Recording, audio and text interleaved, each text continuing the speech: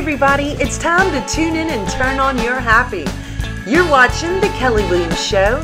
Don't forget you can watch it anytime on the best network ever, Your Home TV. And you can also stream it live on Roku. So get ready, because it's time for The Kelly Williams Show.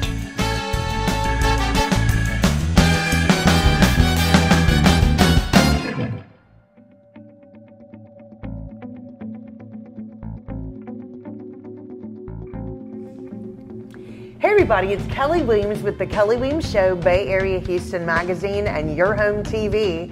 And it's time for The Kelly Williams Show. Woo! All right. I am really excited today. I am with my good friend, Debbie Drury Tyrone. And we are right here at Opus Bistro and Steakhouse in League City, Texas. Hey, Debbie. Hey, Kelly. All right. So we are actually talking about Hope Haven Orphanage. And before we kind of get into the details about what that is and how you're involved, how long have you been involved with Hope Haven? I've been involved with Hope Haven about 8 years, but this is our 7th annual fundraiser. Yeah. What is your title with Hope Haven? Get it done. That's right. That's a title and a slogan right there. I'm on the board of directors and basically one of the founding board of directors for the Houston market. Yeah. So Debbie, where is the orphanage located? In San Pedro, Belize. Okay. So if people are watching this and they're thinking, why would Belize need an orphanage? You think it's this gorgeous country. People visit it all the time, but that's not always the reality. And you're on the front line with that. What year did you become involved with Hope Haven? I'm going to do that backwards just a second. 2026. Okay. I got involved about 2015. Okay. And then we really got super involved after. Been going there for 20 years. Yeah. But when the mayor came and said, we have a real need here. And just like you said, we forget the beauty while we're there in the sun, basking in the sun or fishing. We forget it's a third world country. Yeah, exactly, which people don't think about. Ever. You don't think about it. So, we got involved and I went there and you saw at that time we had about 4 or 5 displaced children. And, when you have kids that are not eating, we find them in the mangroves. They've been burnt by their parents. They've been beaten by their parents. And at that point, we had just had a baby. A little girl had a baby in the ocean, didn't even know she was pregnant. My goodness. And at that point you go, we have to help. Yeah. And I don't think you think about at the time, am I in Belize or League City or Clear Lake? I think all you think about is there's a need and people like you and I go, and we got to fix it right now. Absolutely. And that's, that's when, God is tugging on your heart saying, okay, I need you to do something and really help, and you can. Absolutely. How many children right now are y'all able to help at Hope Haven? So Hope Haven not only is an orphanage, but it's also an outreach center and a community center. So we have 17 children, girls right now, all girls from 2 to 17 that are in the orphanage. And in Belize, because it's a third world country, they put the boys to work very early. So they are uneducated. They can't read, write, and do a simple arithmetic. Gosh. So we have people that come volunteer, and we bring them up to grade level. So after work, we have an after-school program, so they still feel like they're in school. Oh. And we bring them there, and we teach them how to read, how to write. We teach them all the intellectual properties that they need. And our hope and dream is that they'll be able to get back in school at their grade level when their family makes enough money. Oh, I love that. That is really amazing, isn't it? And so how many children are in your after-school program right now? We have about 54, and then we also have another program. We have about 30 kids in that's an empowerment program. So total, we probably have about 150 people that we educate, we empower, and we food, and we clothe, and we educate. Amazing. What is Hope Haven responsible for when these children live at the orphanage? That is a great question. Everything your child will be responsible for if you were at home. So therefore, we are responsible for all of their clothing. We're responsible for all of their food. Wow. Every bit of their education. We're here, the public school systems allow you to go for free. We have to pay for it, including their desk, their supplies, their mental health. everything, anything you can think of that you do, any activity, we are 100% responsible for the building, the utilities, their home, everything you would be here. That is amazing. And how many are y'all able to care for and live at the orphanage at one time right now? We've had up to 30. Wow. It's really better if we have about 25 because we have house mothers and volunteers that come in and help as well. Absolutely. Okay, guys, so I'm right here with Debbie Drury Tyrone, and we are talking about Hope Haven Orphanage in Belize. We're going to be right back with more on this show right after this commercial break. Unwind by the water at South Shore Harbor Resort, the premier waterfront getaway located just south of Houston. We are the ultimate getaway with a range of activities for all ages. Soak up the sun by our refreshing pool or spend a day on the water. Pamper yourself at the relaxing spa and savor delicious cuisine at our on-site restaurants. Book your stay now and enjoy a rejuvenating vacation experience. South Shore Harbor Resort and Conference Center. It's time to enjoy. Debbie Drury Tyrone. Hey, Debbie. Hey. You know, this has been really nice because we are talking about one of your, gosh, and I don't want to call it a project. It's one of your heart missions, Hope Haven Orphanage in Belize. And we've been talking a little bit about how it started and how you're involved with it. Can you tell us a little bit about some of the stories of how you found some of these children that have been rescued and are now in the orphanage? 100%. So we've had children. The state tells us that there's kids that have had problems. We try to find that. But many times, because they're embarrassed, they won't come to us. One little girl we actually found in the mangroves. She literally had ran away from home. She had been beaten so many times. Her daddy would take his cigarette butts and just put them in her arm. And we found her. She hadn't eaten for 2 days, almost for dead, in the mangroves. Sometimes people find these children and just tell us, and then sometimes it's the State Department that just calls and tells us. But we've had 90% of our girls have been sexually abused. Yeah. Probably closer to 190% that we know. Most of them are uneducated at that point. They've quit school, they're scared, they're hungry. Yeah. So we're very fortunate that the churches and the schools, if they miss school too many times, they come to us at Hope Haven and tell us, can you take this child on? It's wonderful. What ages are y'all able to help at Hope Haven? 2 to 17. Wow, so it is little babies. We've actually had babies born at the orphanage. Yes. Oh my goodness, that is amazing. Walk us through, as soon as a child gets to Hope Haven, walk us through what starts happening with them. Well, they act out, obviously, right? They're in a new place. No one wants to admit they live in an orphanage, right? And the kids make fun of them. So we really have a close, tight-knit family. You'll never see us posting pictures of the children on Facebook or things like that. People request it all the time, but we're not going to do that because when it gets back to the schools, you know, kids are bullies. They say the wrong thing. Yeah. So when they come in, our whole goal is to put them into our family, to love them unconditionally and let them understand what unconditional love is, what having a family is, all the things we take for granted, right? They get to experience that, and it usually takes about 3 to 4 months for them to start feeling that. So we have kind of that bad kids syndrome when they first come to the orphanage, but we have to love them anyway. We have to love them where they're at. We have to let them know they can trust us because that's such a hard thing. But then what happens, they become the mentors for the new people coming in. Yeah. It's such a great experience. That's incredible. And I wanted to ask you, what are you finding the length of time that children are staying?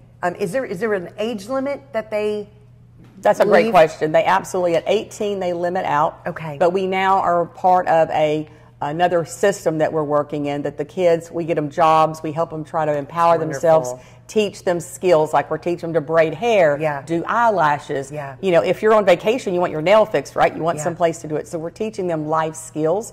We've had one girl that's going to age out this year. We've already got her a job. She's already worked. But most of the kids we've had, our little boys, they get adopted out the most. We just had a doctor adopt the newborn in Belize City. But most of the girls, believe it or not, they end up staying with us through the time they get there to the time they leave. That's so wonderful that they have that. Absolutely. To stay, that's amazing. Tell us a little bit about, you were just talking about how you help them learn and develop skills. Tell us a little bit about the Learning Center. So the Learning Center is amazing. All of you school teachers out there, listen up to Callie Williams' show, because we need you. So people come in and they teach them, believe it or not, just simple things. We also have a learning center that a woman comes in and volunteers that is a psychologist, and she comes in and helps them with that. We have some autistic children. We have all kinds of different kinds of children. So all the volunteers and work that we do is all done based on the needs of the children. Yeah, I love that. That's amazing. Have you ever heard that they had to turn someone away? Absolutely. Yeah. We've had to, because what happens is the reason we started this in San Pedro is because Belize has many, many cities. Yeah. San Pedro is where most everybody goes as tourists. The problem is somebody comes in with 3 or 4 children, we have to take the whole family. We did not want them split up. Yeah. So what's happening prior to this, they're going to Belmopan or going here, going there. Gosh. And not only they had to deal with the problems that they had, but now they don't even have their own family unit. So we have had to turn them away, but we have made room when there wasn't room at the inn. Yeah, I love that. And that's what so many people feel is important, is trying to keep those family units together. That's just a huge deal for people. Okay, so Hope Haven, y'all offer after school care, which you were talking about. Is this for residents of Hope Haven only, or is it for any child that needs that after school care? That's a great clarification. So it is for any child outside of the orphanage. Okay. So if they, or one of the little boys that has to go work fishing at 8 or 9 years old. Yeah. So what happens, they understand they're so far behind the curve. So we put these programs in place for the ones that have to work, or they just have no transportation to get there, but in the afternoon when their parents get off work, they come in, or we pick them up actually in many cases, and we can get them up to school level. Yeah, that's amazing. How are these families or children finding out about these services that Hope Haven offers in Belize? Well, it's a small country. Yeah, yeah. And when you want something for free, they figure it out pretty quick, right? Yeah. But we have that through the mayor, which will be here on Sunday. We have the mayor, the whole city council program. We have all of the police department knows, all of the healthcare officials knows. We actually have gone out and made a big drive to let people know we don't want anyone suffering. If there's people not eating, if there's people that need schools, whatever you need, we're going to do everything we can to facilitate that. And this community should be proud, because it is because of this community that this project got off the ground and got started and got seeded and got it to where it is today. Yeah, it's doing amazing things because of you and so many giving, generous people. It's helping, and I'm going to ask you, so many people who may be watching this are thinking, well, Debbie, you helped kind of start an orphanage in Belize, but there are needy children everywhere, right here in our community. You're right. It's right on all aspects, but there's needy people everywhere. And tell us a little bit about your thought about that. Well, 100%. And we do at Market Doctors, our company, we do that. We help many, many other things. Texas Eco Search, we're pretty much at every event to help anyone and everyone we can. However, when the need came up, I was literally in San Pedro and going for 20 years. And when the mayor came and got me and said, I need to get you involved in something, he didn't tell me what. And I went there and I saw kids, like I told you, that had been burnt, kids that had been beaten, kids that had been bruised. Mentally, they couldn't even look at you. I didn't think about, hey, I'm in San Pedro, Belize right now, not League City, Texas. I just thought about, God has asked you to do this, and how can your heart, literally, how can you decide where you're going to give and not give to? So that's why we gave it in San Pedro, because God called me to do it. Absolutely, and I totally believe that, and I feel that that's with anything. And a lot of times we don't know where that calling is going to come from. You could be traveling like you were, and somebody saying, we need help. And that's what you do. You just help because it's the right thing to do, and that's what God's calling you to do. It doesn't matter where you are. There's need all over the world, and we're supposed to help where we can and Absolutely. where we're being called to. So I agree completely with you. When you talk about Hope Haven, you say that y'all empower young women. Can you tell us a little bit about that? Because that's really important. Absolutely, and it's one of my favorite stories. Yeah. I'm so glad you asked. So when we started this whole project, the Lions Club actually had, this was a little bar for them.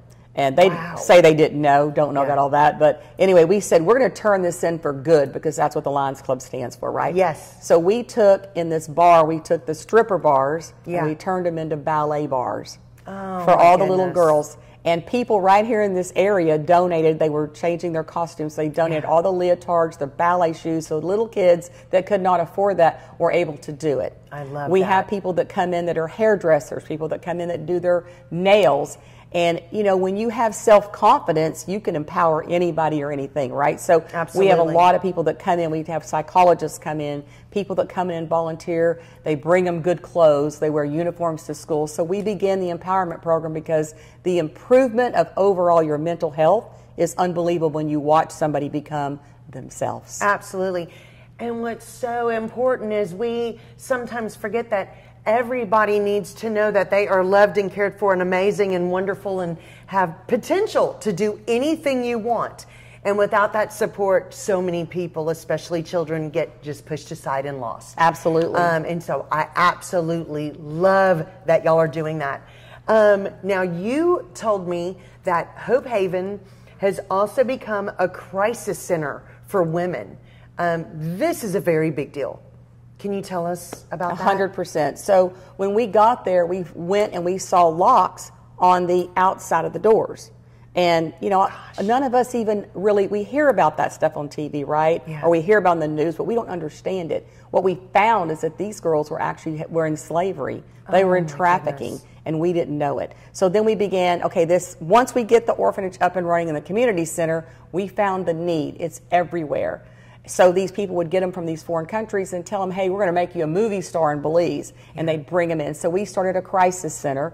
Anyone that's been abused, sexually, mentally, or physically, that is our new project. We've had some of my clients have actually helped seed that project, and that's something we'll be working for in the future because it is a big problem everywhere. It's not just here, it's everywhere. Yeah, I completely agree with you. I think that's amazing and wonderful. Guys, we are right here. We've been talking with Debbie Drury Tyrone about Hope Haven in Belize and all the amazing things that they are doing to change the world for the better. We're going to be right back with more after this commercial break. Serendipity Yacht Cruises and Events wants you to come party with us in 2024. Mark your calendar for Saturday, May 4th because we're calling all Star Wars fans with a costume contest and an awesome Star Wars prize. Then on Saturday, August 10th, it's a Hollywood Night of Dreams with music, games, contests, and surprises. Both parties will be at the beautiful South Shore Harbor Resort with amazing food, fun activities, live entertainment, and a cash bar, plus some additional surprises. Saturday, May 4th and Saturday, August 10th. Come party with us. SYCE. More than a yacht, it's serendipity. We are back with my good friend Debbie Drury Tyrone. We're talking about everything Hope Haven and her 501c3 that she helps run. She's on the board of directors, and everything they are accomplishing to really make a difference in the world every single day. And I love that. Debbie, where do most of your funds come from? 100% of the funds come from our annual fundraiser that we have annually. Wow. That is our annual budget. But with that money, 100% of the money is given to Hope Haven, but they have to write a grant. So not only are we teaching them how to spend their money frugally and teaching them financial skills, we're also teaching them English. The directors have to write us a full plan of how the money's going to be spent with budgets. So it's a learning skill too. Yeah. Sometimes I'm like, wow, how'd they learn that? Yeah. But 100% of the money that we bring in and is spent back is all done from this one annual fundraiser. That's amazing. And this is very important for people to remember that it's 100% of the money raised goes straight to Hope Haven and what these children need. What is the money spent on? Primarily it's spent on education, food, lodging, anything that they do, everything. Just think of this. If you have a child that lives with you in school, every expense that you have. So think about that. You have to buy clothes. You have to buy uniforms. Dental. I mean, that's something. Eyeglasses. Yeah. Everything. Their health care. Everything that they do in that home, we have to provide that. Every little thing. including transportation, because most of them can't get to and from school without the golf carts, which is a different means of, so you can't go pick up a busload of kids because we would go in golf carts. Exactly. And that's what's interesting about that. You don't have the access to that. You have your annual event you were just talking about where this is your biggest fundraiser for Hope Haven Orphanage every year.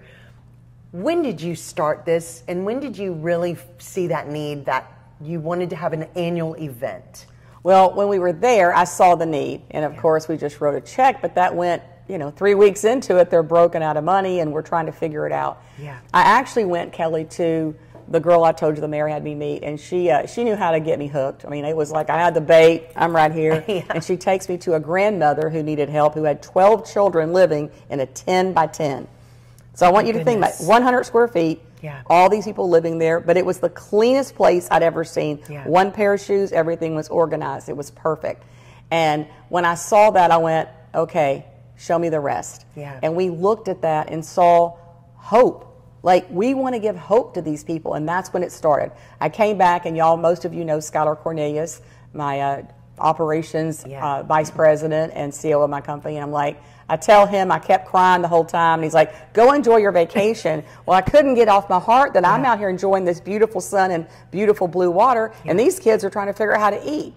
So when I came back, I'm like, we have to do something. So we got the movers and shakers of this community and said we have to do something. And I think we earned $30,000 the first year, and we still thought we'd done great, but that was not even a month's worth of revenue. Exactly. So every year we've just stepped it up. I'm sure some of you have gotten texts from me, emails from me, probably from our office too, and everybody that you know begging, but we're begging because we need you. We need to support this orphanage, and we need to make sure as our needs grow, our funds must grow too. Absolutely. And growing the budget and the funds donated helps them help more children. I mean, that is a very big deal, and this is an annual event. We'll talk about how you can find out more, how to donate and be a part of these events every year a little bit later in the show. Why do you think it was so important for you to come home from your vacation and just start spreading the word about this new thing, Hope Haven, that you were starting and really going to be helping people? God wouldn't let me let it go. I tried. I'm like, I'm involved. I'm on the board of Texas EquiSearch. I'm on the board of all these other things. And I kept telling God, I don't have time for one more thing. And he kept, no matter where I went, I'd see a little kid and I'd see a needy child, and I'm like, okay, I got it. But then what happened, I went at Christmas one year, and always in November, I tell all my grandkids and kids, everybody's got to give me their list because I'm busy, how we do, got to get it done. And I'm reading this list. We're there over Thanksgiving because we were thankful and blessed to be there, and I'm reading iPads and all these specialty shoes, and it's adding up to thousands of dollars. So I went down and said, actually to one of the restaurants, they had a giving tree, and I said, I want to know what the kids that really have nothing need. And that's when I went to Hope Haven in its infancy and said, what is it you need? I want to know what the kids need. Thinking they're going to give me, I want a really nice shirt, or I want some shoes, because that's what I would want. Or a bicycle. Exactly. Just to be able to get around something a bicycle. Kids, yes. And instead, the list said, I want number 2 pencils that are long. I want non-broken crayons. They knew exactly what they wanted. So I thought, that doesn't even sound right to me. So I need a clarification on that. And when the clarification was, we don't want people to know that we're poor and that we don't have a home and we live in an orphanage. And we were able to provide gifts, 2,000 gifts, because we ever got them a $1 gift. Think about what your child would like if you took them a $1 gift. Would they be appreciative or not even want it? Exactly. And that's what made me realize the need is real. Watching a child get pencils and be appreciative, it broke my heart. Exactly. So God knew how to break me and help me make sense of what we were doing and why we were doing it. So the why is always there, and it's just drilled in my head because it's needed. You have to go where the need is, and the need was there and is there, and we help plenty of people here too. Exactly. But God put it on my heart, you have to help them, and it's wonderful to watch the beauty of somebody having nothing and the love that they share. And You've experienced that. appreciation, absolutely. There's nothing like it, really. You know, Debbie, what do you think your goal or your vision is for the next 5 years for Hope Haven? What do you want to see? That's a great question. So what I'd love to see is people that are listening to your show all over say, me too. Yeah. I want to come there and I want to do an annual event. So what I see is us doing 12 events a year in places other than just here. Love so that. we can reach out, we can buy our own building. That is Yeah. every time we want to buy our own building and build our own building. Put the crisis center inside that building. So that is our goal, to get land, then to build a building, and to be able to take and do the whole community. When there was a fire 3 years ago, we had 100 people that were displaced. They had no place to go. There was literally no place. So we at Hope Haven had about 6 orphans right then. We adopted some out. So we took the whole community. They were sleeping everywhere. We were feeding them. We didn't say, well, I did say, hey, we don't have any money. Like, what are y'all doing? Yeah. And God spoke to me and said, this is for everybody. Figure it out. So we just got on the phone, the people who'd been there, and said, we got to figure it out. So that's our goal, to have a place in the community that, one, when people come to San Pedro, Belize, which is beautiful, they can also come there and visit and see the beauty inside, not just the beauty outside. Absolutely. I love everything that you're doing with Hope Haven and how it is literally everyday changing lives. Okay, so Debbie, if somebody wants to start getting involved with your Hope Haven orphanage, how do they find out more about it? So they can go after this. There'll be a QR code on the show. They can go there and just in the information section say what they'd like to do. They can donate. They can donate an auction item.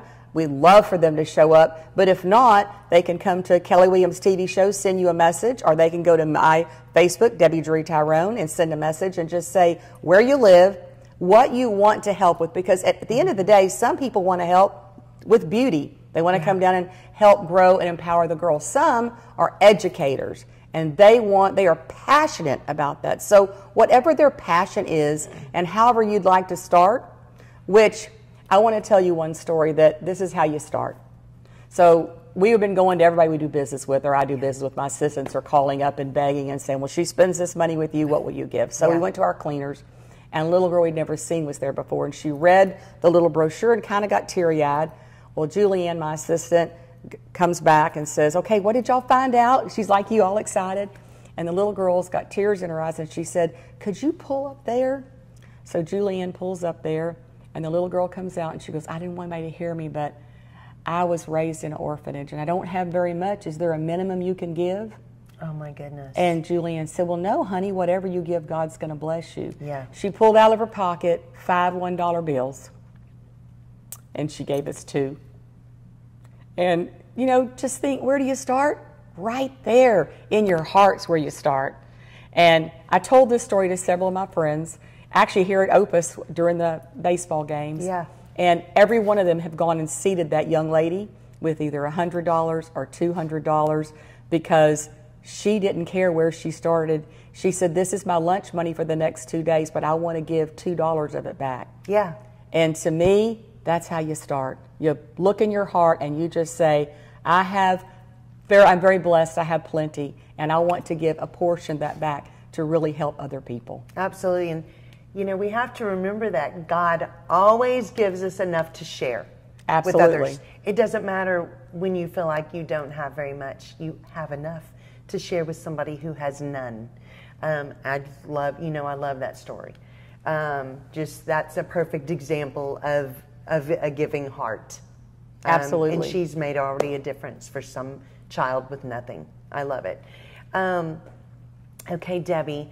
So, guys, the QR code for you to get more information about being a part or helping with Hope Haven Orphanage in Belize is listed right here. You can just click on it and find out more information, or you can look at their Facebook page, Hope Haven Belize. Hope Haven Belize, and find out if you have questions. Debbie can get them answered for you. But we are very, very proud to have had you on the show. I'm so proud of you and everything you're doing. You're one of the most giving people I've ever met in my life. So, and a go-getter, if you can't already see. But thank you so much for being here and telling our viewers about this amazing thing, Hope Haven Orphanage, that is making a difference in the world. And one child at a time, one family at a time, and that's what we're all supposed to do. So thank you for that, Debbie. Thank you so much, Kelly. You can find out more. Click the QR code listed right here, and we hope you do. And you can watch the Kelly Williams Show anytime right here on your home TV, and we hope you have an awesome and blessed rest of your day. Go do something for someone else today. We'll see you later.